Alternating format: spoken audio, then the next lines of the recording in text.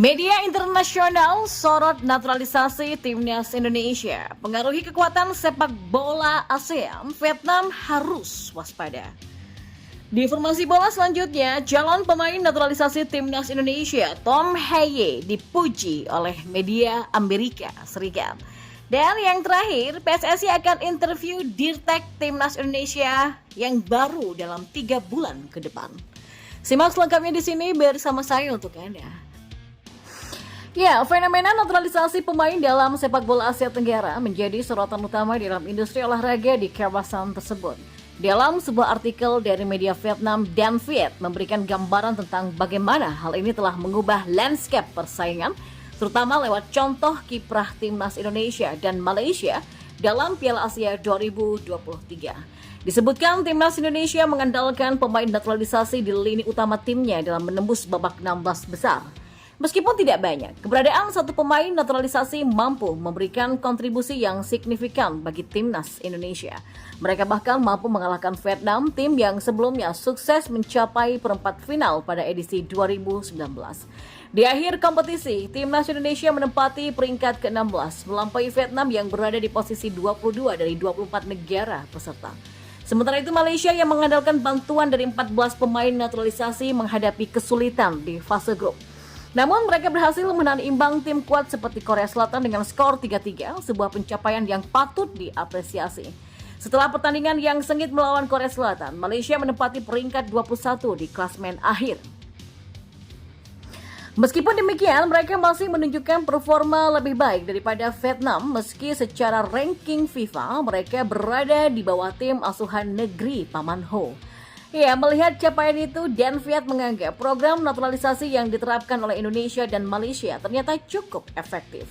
Mereka melihatnya sebagai ancaman serius bagi dominasi sepak bola Vietnam dan Thailand di kawasan Asia Tenggara. Pemain naturalisasi itu sudah mengubah dinamika persaingan dalam sepak bola Asia Tenggara. Dan dengan terus berlanjutnya program naturalisasi ini, maka sepak bola Asia Tenggara akan terus mengalami perubahan yang signifikan. Oleh karena itulah, Thailand dan Vietnam harus siap menghadapi tantangan besar yang akan datang dari Indonesia dan juga Malaysia, kata Dan Viet.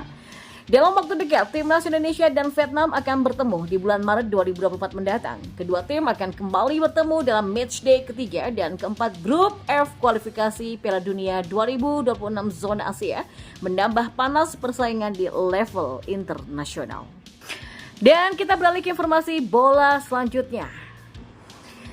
Tom Heye, calon pemain naturalisasi timnas Indonesia, mendapatkan pujian setelah membawa timnya FC Heerenveen mengalahkan Ajax Amsterdam pada pekan lalu di Eredivisie Liga Belanda.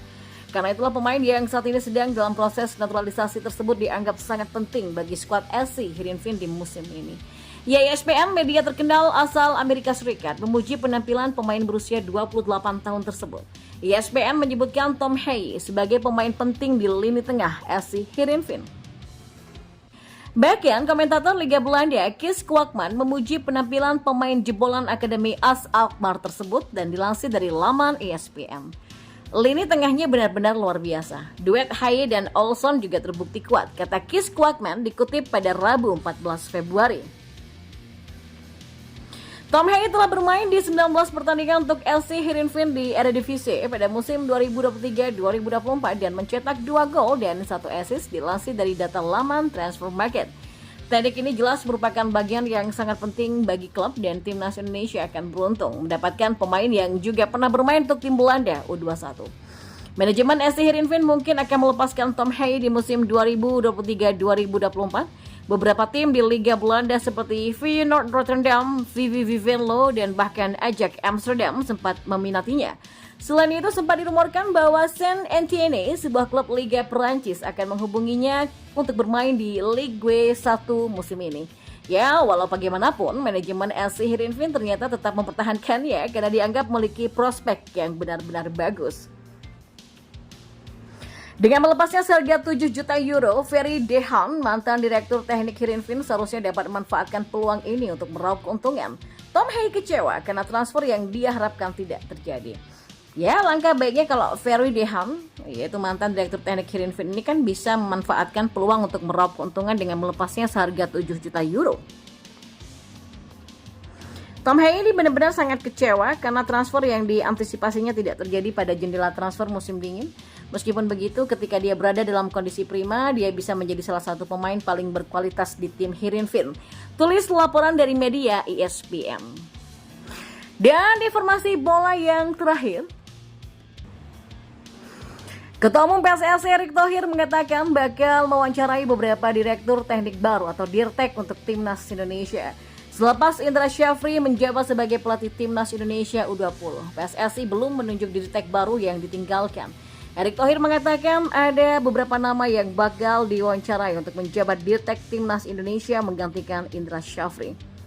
Kalau Dirteknya saya masih cari, mudah-mudahan 3 bulan ke depan saya bisa mulai menginterview beberapa nama, kata Erick. Dia mengaku bahwa mencari Dirtek bukan perkara mudah karena Indonesia masih dianggap sebagai tim yang belum mapan. Hal ini terlihat dari ranking FIFA Timnas Indonesia yang saat ini masih berada di posisi 146 dunia. Bahkan pria yang menjabat sebagai Menteri BUMN ini juga mengaku banyak pertanyaan soal posisi Timnas Indonesia. Jujur ya, kalau ranking sepak bola kita kan masih di angka 146. Jadi ketika saya bicara dengan banyak Dirtek, dia merasa, aduh rankingnya masih rendah. Aduh saya gimana adaptasinya, aduh gimana programnya, kata Erick. Dan masih menurut Erick, para calon Dirtek ini perlu kepercayaan sehingga pihaknya terus membenahi sepak bola Indonesia agar lebih baik lagi. Selain itu, PSSI tidak ingin sembarangan dalam mengambil Dirtek yang baru karena tugasnya untuk sepak bola Indonesia akan sangatlah berat. Selain akan mensinkronisasi seluruh tim nasional dari senior sampai level junior, Dirtek bakal bertugas menemukan bentuk permainan terbaik untuk sepak bola Indonesia. Kita kan juga nggak mau memanggil Dirtek yang tidak sesuai dengan kapasitas kita dong. Dan ini kan nggak gampang ya. Nanti Dirtek kalau kita punya kontrak jangka panjang, dia mesti menyatukan program masing-masing coach. Dan pelan-pelan menemukan juga sistem permainan Indonesia ke depannya, kata Erick Thohir.